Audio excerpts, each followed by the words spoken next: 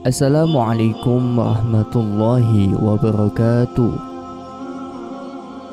Baginda baru saja membaca kitab tentang kehebatan Raja Sulaiman yang mampu memerintahkan para jin untuk memindahkan singgasana Ratu Balqis di dekat istananya. Baginda tiba-tiba merasa tertarik. Hatinya mulai tergelitik untuk melakukan hal yang sama. Mendadak beliau ingin istananya dipindahkan ke atas gunung agar bisa lebih leluasa menikmati pemandangan di sekitarnya. Dan bukankah hal itu tidak mustahil bisa dilakukan karena ada Abu Nawas yang amat cerdik di negerinya. Lantas bagaimana kelanjutan kisahnya? Jangan kemana-mana, simak videonya sampai akhir.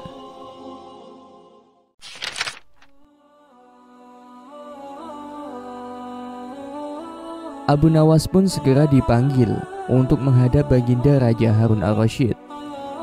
Setelah Abu Nawas dihadapkan, Baginda pun bersabda, "Sanggupkah engkau memindahkan istanaku ke atas gunung agar aku lebih leluasa melihat negeriku?"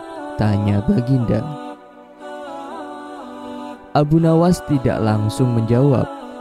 Ia berpikir sejenak hingga keningnya berkerut. Tidak mungkin menolak perintah Baginda, kecuali kalau memang ingin dihukum. Akhirnya Abu Nawas terpaksa menyanggupi proyek raksasa itu. Ada satu lagi permintaan dari Baginda. Pekerjaan itu harus selesai hanya dalam waktu sebulan.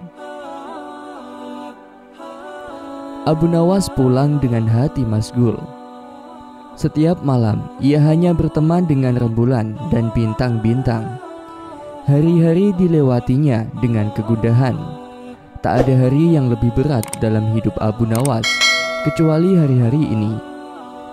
Tetapi pada hari ke-9 ia tidak lagi merasa gundah gulana.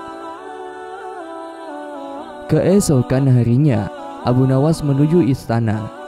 Ia menghadap Baginda untuk membahas pemindahan istana. Dengan senang hati, Baginda akan mendengarkan apa yang diinginkan oleh Abu Nawas. "Ampun tuanku, hamba datang ke sini hanya untuk mengajukan usul untuk memperlancar pekerjaan hamba nanti," kata Abu Nawas. "Apakah usul itu, wahai Abu Nawas?"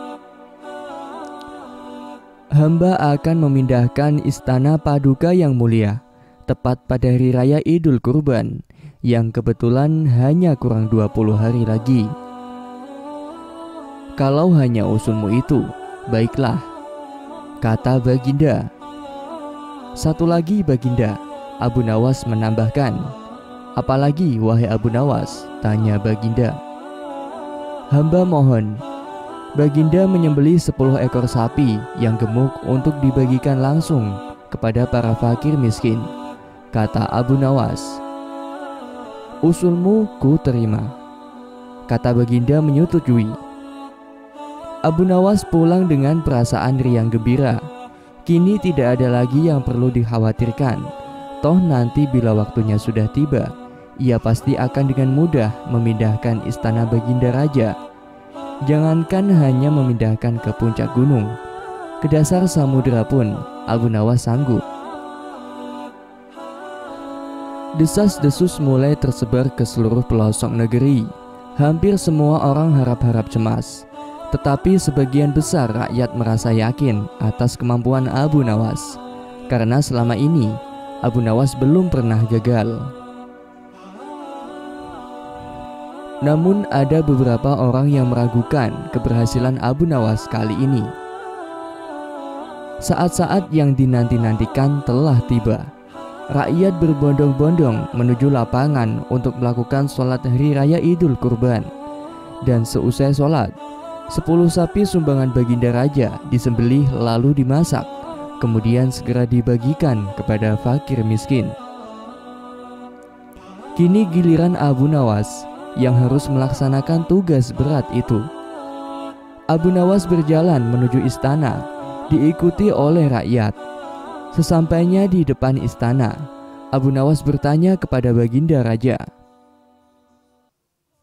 "Ampun tuanku yang mulia, apakah istana sudah tidak ada orangnya lagi?" "Tidak ada," jawab baginda raja singkat. Kemudian Abu Nawas berjalan beberapa langkah mendekati istana. Ia berdiri sambil memandangi istana.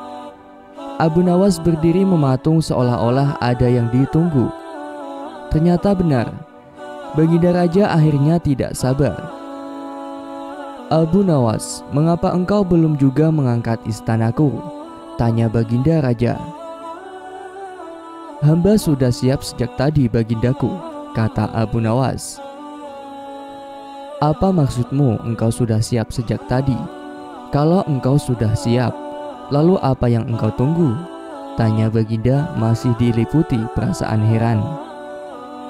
"Hamba menunggu istana paduka yang mulia diangkat oleh seluruh rakyat yang hadir untuk diletakkan di atas pundak hamba.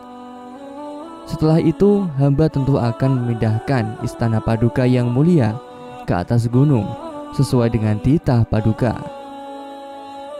Baginda Raja Harun ar-Rasyid terpana. Beliau tidak menyangka Abu Nawas masih bisa keluar dari lubang jarum.